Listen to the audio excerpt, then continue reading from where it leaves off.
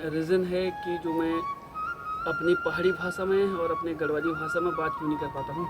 यही वो झंगोरा है जिसकी खीर बनती हुई काफ़ी टेस्टी खीर होती है। ज़मीन हमारे लिए लाखों करोड़ों से कम नहीं है, क्योंकि हमें जिस जगह सुकून मिलता है। जिस जो आड़ू का बीज है ये बहुत पुराना है, जिस टाइम पे शायद हाइब्रिड वगैरह नहीं हुआ करता था। जनसंख्या ज़्यादा लगातार बढ़ती रह रही है, उस हिसाब से लगता नहीं है कि ना ही देहरादून में इतनी जगह होने वाली है ना। जय देवभूमि जय उत्तराखंड। नमस्कार दोस्तों, मेरा नाम है नरेंद्र। मैं हूं उत्तराखंड के चमोली जिले के थराली ब्लॉक के चिड़ंगा गांव से। दिन की शुरुआत पहाड़ की इन खूबसूरत वादियों से, और जो भी मेरे चैनल में नए हैं तो प्लीज़ सब्सक्राइब करके ज़रूर जाएं। तो दिखाते हैं दिन भर का दिनचर्या। तो आज सुबह सुबह मैं जा रहा हूँ खेतों में, क्योंकि मम्मी ने काट लिया है घास और मैं जा रहा हूँ घास लेने के लिए। तो सुबह सुबह थोड़ा सा एक्सरसाइज भी हो जाएगी और साथ में मम्मी का भी हेल्प हो जाएगी मेरी। तो आप लोगों ने कल वाली वीडियो में काफ़ी अच्छा सपोर्ट किया है, ऐसी सपोर्ट हमें करते रहिए। और आप जो हमारे नए नए कंटेंट आप लोगों को दिखाई देते हैं तो प्लीज़ उसमें लाइक, कमेंट और शेयर, सब्सक्राइब ज़रूर करें।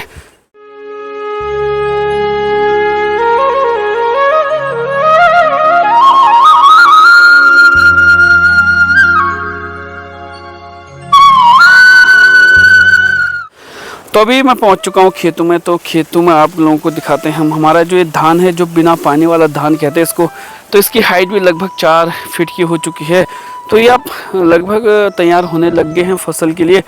तो साथ में हमने जो इसके साइड पे लगाए हैं ये है झंगोरा। इसकी खीर, जो झंगोरे की खीर कहते हैं, तो यही वो झंगोरा है जिसकी खीर बनती हुई काफ़ी टेस्टी खीर होती है।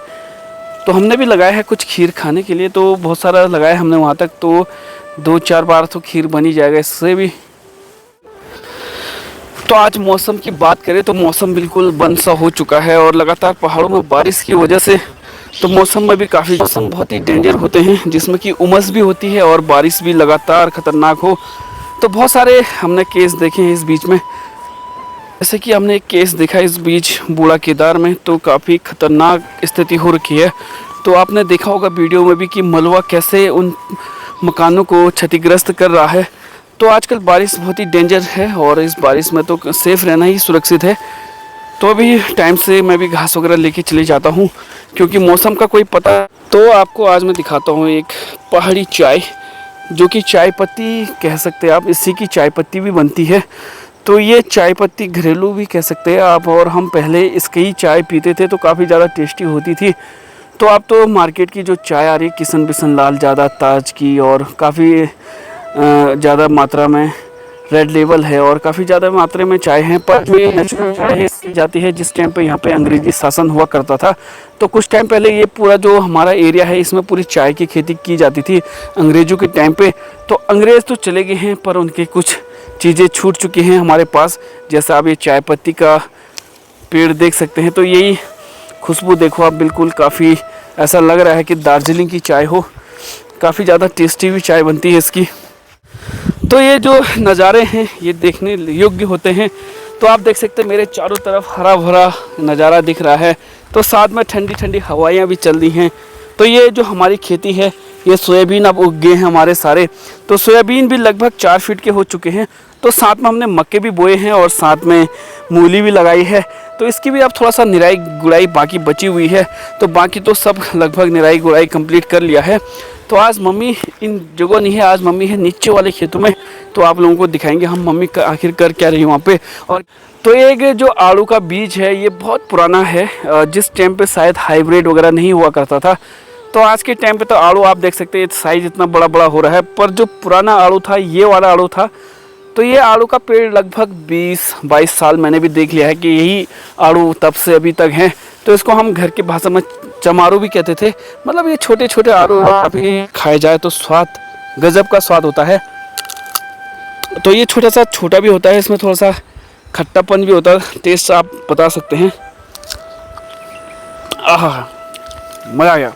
तो इन आड़ू में जितना छोटा आड़ू तो उतना छोटे कीड़े भी होते हैं। तो इन आड़ू को आप आँख बंद करके मत खाएं।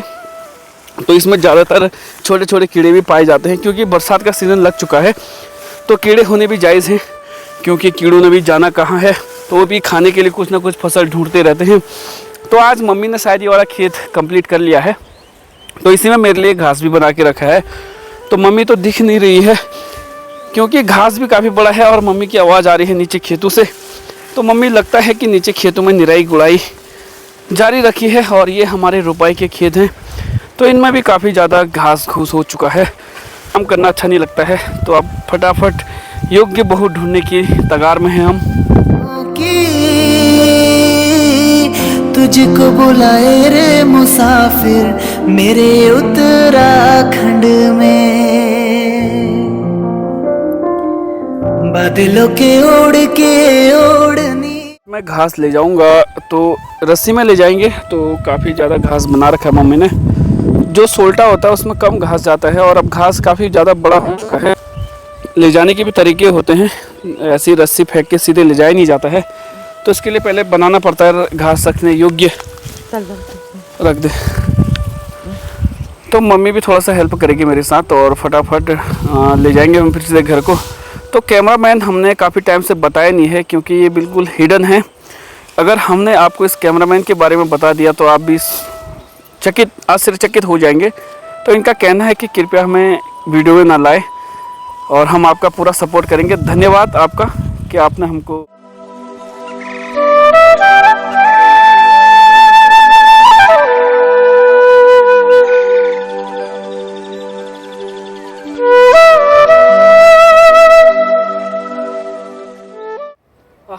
तो अभी मैं आ चुका हूँ घर पे और काफ़ी ज़्यादा पसीना भी हो चुका था क्योंकि रास्ता जो हमारा है काफ़ी दूर से ऊपर आना होता है। चढ़ाई में ले जाना काफ़ी मुश्किल है, पर जो वज़न होता है वो ढलान में आसान होता है। तो अभी मैं आ चुका हूँ घर पे और काफ़ी ज़्यादा पसीना भी हो चुका हूँ। तो मुझे काफ़ी लोगों का कमेंट भी आया था और बोलते भी हैं कि आप लोग अपने नेचुरल भाषा में क्यों बात नहीं करते हैं, तो क्यों आप हिंदी में बात करते हैं। तो मैं आप लोगों को आज एक असलियत बताने वाला हूँ।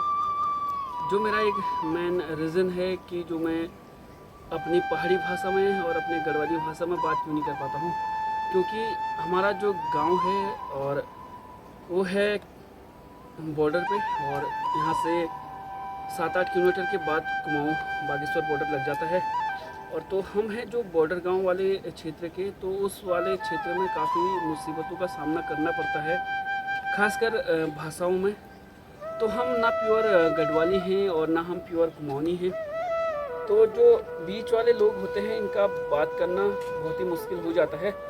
बात करना तो मुश्किल नहीं होता है, पर आप लोगों को समझना ज़्यादा मुश्किल हो जाएगा। ना हम प्योर कुमाऊनी बात कर पाते हैं और ना ही हम प्योर गढ़वाली बात कर पाते हैं। तो हम बीच के जो लोग हैं इनकी भाषा ज़रा सा अलग सी होती है और उसे समझना काफ़ी ज़्यादा मुश्किल हो जाता है। तो इसलिए हम क्षमा चाहते हैं सभी से कि जो कि हम अपनी पहाड़ी भाषा में बात नहीं कर पाते हैं। तो हम तो सब कुछ समझ जाते हैं क्योंकि हम तो गढ़वाल से भी टच हैं और कुमाऊँ से भी टच हैं। तो हम लोग सारी भाषाएं समझ जाते हैं, गढ़वाल की भी सारी भाषाएं समझ जाते हैं और कुमाऊँ की भी सारी। पर हमारी भाषा समझने के लिए गढ़वाल वाले भी कन्फ्यूज़न में रहते हैं और कुमाऊँ वाले भी कन्फ्यूज़न में रहते हैं। तो इसी वजह से मैं आज अपने जो गढ़वाली भाषा है उस भाषा में बात नहीं करता हूँ। तो उसके लिए हम क्षमा चाहते हैं और कोशिश करता हूँ मैं कि अपने पहाड़ की आपको हर चीज़ें दिखाते रहूँ। तो जो मेन मोटिव है हमारा, मेन जो काम है वो है कि अपने पहाड़ की संस्कृति को दिखाना और अपने यहाँ के जो दिनचर्या है उन दिनचर्याओं को आप तक पहुँचाना। तो हम काफ़ी ज़्यादा मेहनत करते हैं हर चीज़ में, चाहे वो खेती बाड़ी से जुड़ा हुआ हो, चाहे वो कोई भी काम हो, तो हम हर काम आगे करने में आगे रहते हैं। तो हम अपनी जो पुरानी चीज़ें हैं उनको छोड़ते नहीं हैं, जैसे अपना खान पान से लेकर अपने जो पुरानी चीज़ें हैं सभी हमने जोड़ के रखे अपने पास। तो हमारा मेन काम जो है यही है कि अपनी संस्कृति बचाई रहे और अपना जो पुरानी चीज़ें हैं, पहाड़ की चीज़ें हैं वो बचाई रहे और पलायन ना हो। लोग हम ऐसा काम करेंगे कि लोग हमको देख के प्रेरित रहे और हमको देख के अपने पहाड़ वापस आए जो लोगों ने यहाँ से पलायन कर लिया है। तो हमारा मेन यही मुद्दे हैं कि पहाड़ ना छोड़े, अपने पहाड़ को रखें, सुरक्षित रखें, सेफ रखें, क्योंकि आने वाले टाइम में काफ़ी ज़्यादा समस्याएं होने वाली हैं।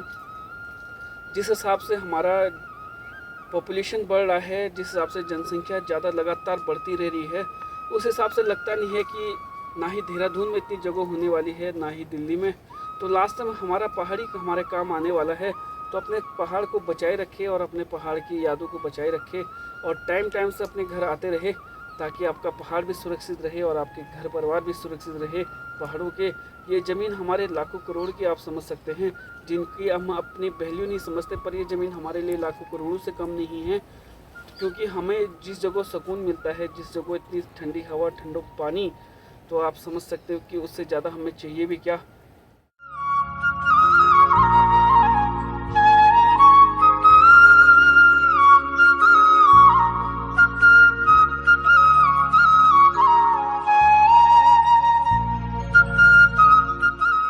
कि है शाम और आज शाम को मैं घर ही पे रहा और अभी दुकानदारी चल रही है।